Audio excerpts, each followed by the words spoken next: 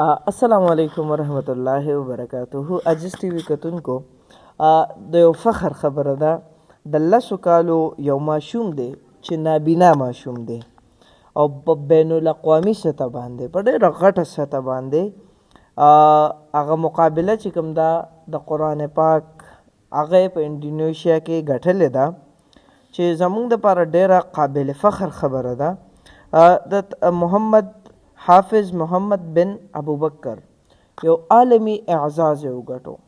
راځئ دا ویډیو ما سره وګورئ، بیا به زه مختصر خبره تاسو سره کومه. First winner, Muhammad Abu Bakr, Pakistan.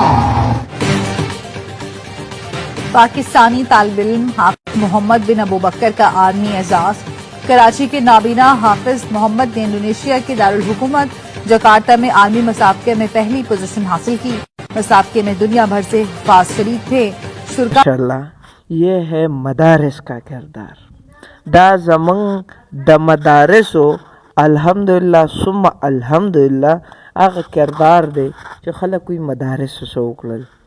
راځئ چې د دې خلکو سره مرسته وکړو، د دې سپورټ جوړ شو، دوی د رد و بدو نه ځان وباسو چې دوی پسې موږ نه داسې حرکات ونه شي چې یاره په هغې موږ ته زموږ دین ته زموږ اسلام ته د هغې نقصان کېږي، د هغې بې حرمتي کېږي. ډېره زیاته مننه. کیمرمین شهاب سره ما فیاض اجازت راکړئ. د الله پامان.